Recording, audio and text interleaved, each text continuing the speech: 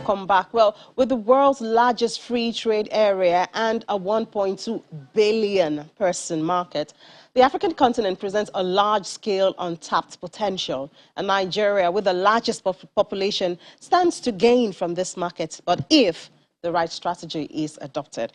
We have Professor of International Economic Relations at the Covenant University. He's also consultant with the Economic Community of West African States, ECOWAS. Professor Jonathan Aremu joining us from our Abuja studio to tell us if Nigeria is on the path of maximizing this market. Good morning, Prof. Good morning, and good morning, viewers. So, I mean, Nigeria is the giant of Africa. From your perspective, are we still the giant of Africa? Yes, we are. Okay. We are. Is it just in our population, or are we? What else? What else gives us this flag of being the giant of Africa? Well, it's not in our population or the effective workforce, but right from the beginning of Africa as a continent, the contribution of Nigeria has been very, very massive. Our Prime Minister contributed a lot, and in fact, his camp was responsible for actually defining the path which Organization of African Unity should actually follow, and that one led to the emergence of OAU in 1963. There are three camps, but the camp of our former Prime Minister, His Excellency Tafawa Balewa, his own camp led to what the entire Africa actually take as the route to African integration. Not only that, you just mentioned that we are having African Continental Free Trade Area. Right from the beginning of the process, from the Abuja, from the Lagos Plan of Action in 1980, that was Lagos. Then 1991, African Economic Community Treaty concluded in Nigeria. And when you look at what happened even yesterday at the Pan-African Payment and Settlement System in Ghana, you can see the display which Nigeria actually show, not only in the presence, but our president was actually represented by the Minister of Industry, Trade and Investment. All right, Prof. And the governor of Central Bank is among the forefront. Yeah, so these are applaudable, but I mean, we have this 1.2 billion person market on the continent. How much of this can Nigeria lay claim to? Yes, currently it is low. I mean, everybody knows that. And it's not only low for Nigeria, it's low for entire intra-African trade. In fact, Nigeria even performed better under both ECOWAS trade liberalization between the 15 member states and even into entire African nation as well. But with African Continental Free Trade Area, with the kind of commitment Nigeria is putting into its own implementation of it, clearly Nigeria will lead Africa. It's quite clear. Okay, but what have we done? Because mostly when I speak to manufacturers or individuals who are supposed to be active in the AFCFTA, it seems like we are still setting boundaries, we're still setting guidelines, we're still preparing, and we don't really have tangible, results from the AFCFTA. So where are we exactly? Oh, my sister, we have really gone far.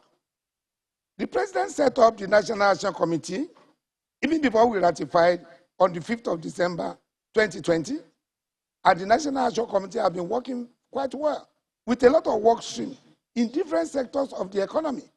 And not only that, they prepare the plan for the economy, which we are going to follow in the implementation of African Continental Free Trade Area. This plan was equally reviewed by United Nations Economic Commission for Africa, and UNECA is equally cooperating to make sure that what NAC has prepared is looking to make sure that the trading by Nigeria into AFTA will be very beneficial to the country.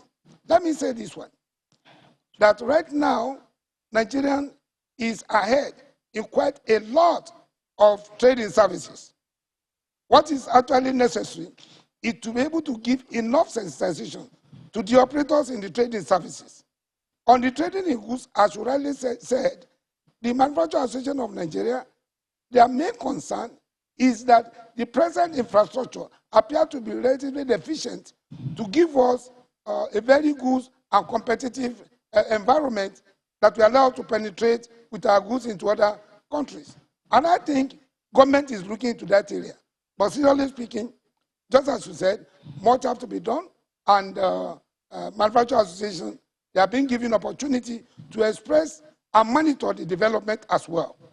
Okay, so like you mentioned earlier about the payment system, that kind of remains a challenge on the continent. So sometimes it is even more expensive for you to place a call across, to African nation. It's more expensive compared to if you were calling outside Africa, or even making payments. How are we on the path of solving these problems to make it easier, for trade and transactions? Excellent, excellent. That was exactly what was resolved yesterday in Accra. What is a payment system? Me in Nigeria, I want to buy something in Accra. Under the settings which we are used to up to today, it's a situation in which two ways. Either I go to bureau de change my money from Naira to dollar. And when I enter Ghana, I change it back to CD to be able to buy what I wanted to buy and come and sell in Nigeria. If I want to go through the letter of credit, then I have to go through either dollar, pounds, or euro to be able to sell to other African countries. All this one exerts substantial costs on import and export. But with the payment system, there's going to be a networking of the central banks in the entire Africa. And that is exactly what Afrexim have done. And they have used West African monetary zone, which is the Anglo-speaking of the ECOWAS, to be able to test run and make sure that this particular Pan-African payment system is going to be very effective. And what have they done? They told us yesterday that they have been able to trade between African countries with a Pan-African payment system, so that me, when I'm exporting any product, let's say to Senegal, right? The Senegalese will only be debited in CFA franc. And when I'm being paid, I'll be paid in Naira. And then the rest is left to the interconnection of the central bank of the countries involved.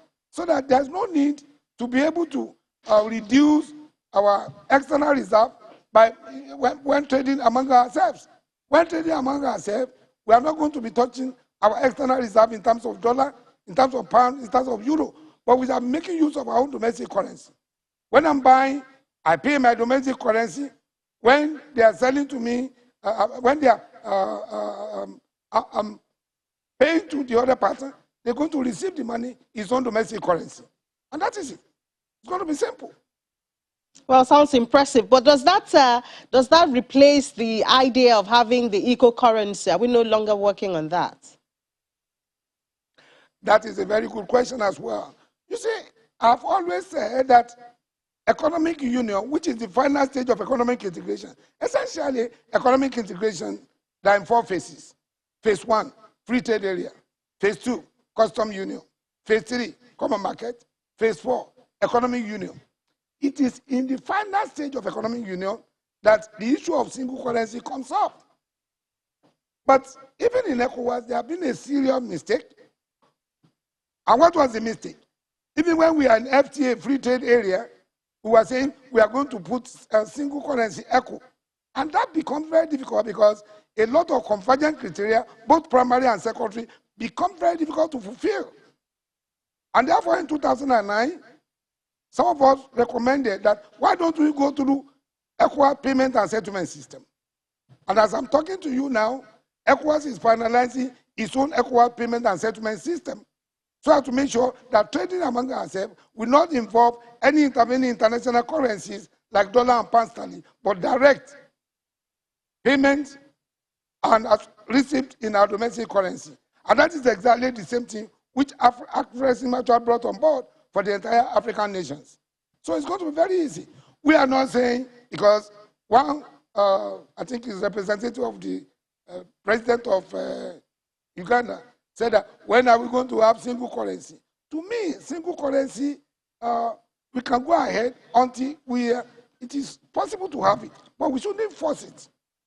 Because the possibility of forcing convergent criteria, you have to maintain this level, you have to do this. It's going to be difficult. And it has been difficult since the many years which ECOWAS has embarked on it.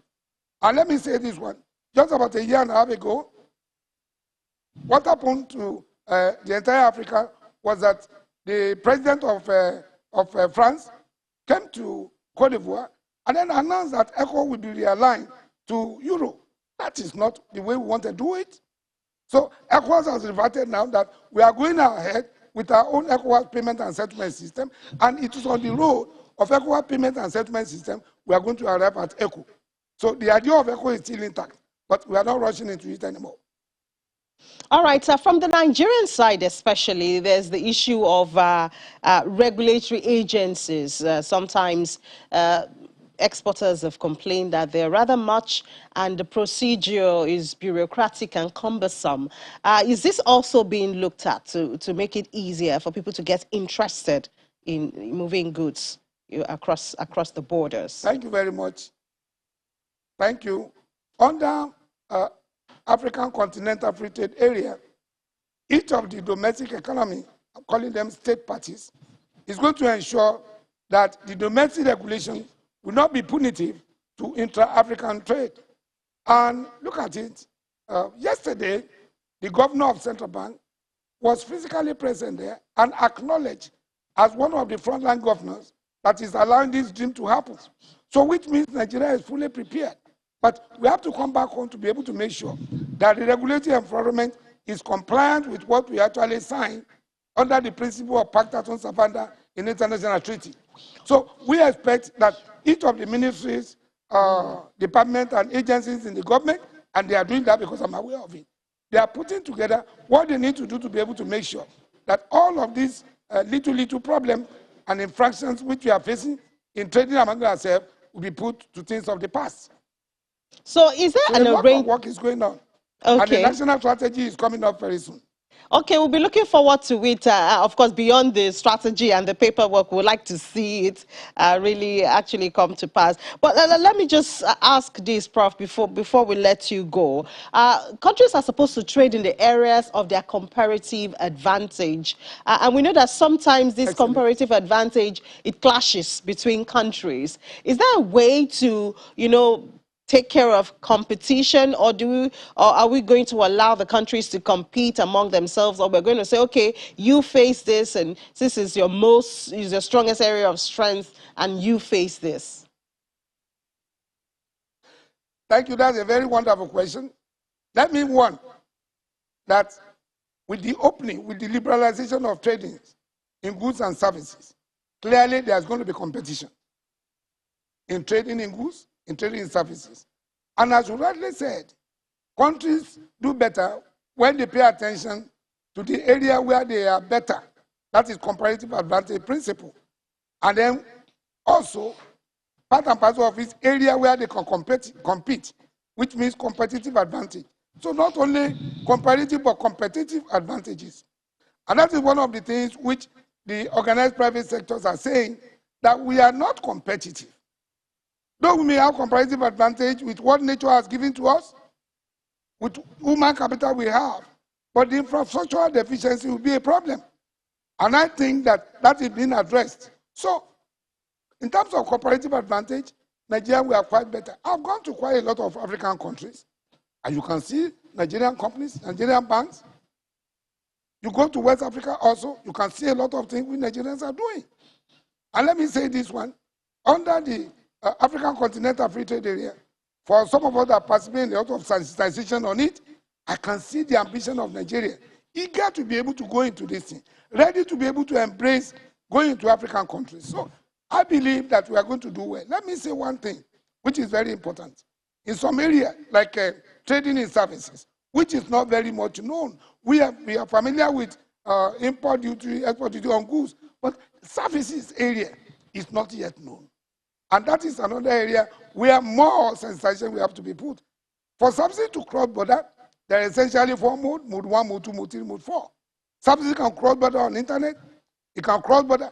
I can export a product to another African country under tourism. When a tourist comes to Nigeria to come and consume what I have, that is an export. But the third one is a situation in which we have commercial presence, in which we have Nigerian companies having affiliates in African countries.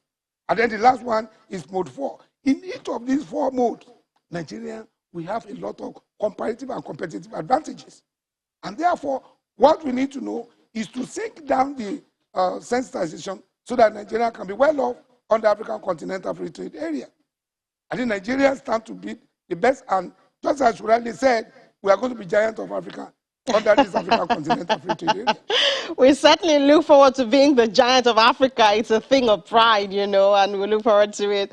Well, thank you so much, Prof. Thank you so much, Professor Jonathan Aremu, Professor of International Economic Relations and consultant at ECOWAS, for sharing your thoughts with us and giving us a very bright future there. We're looking forward to that future. Thank you.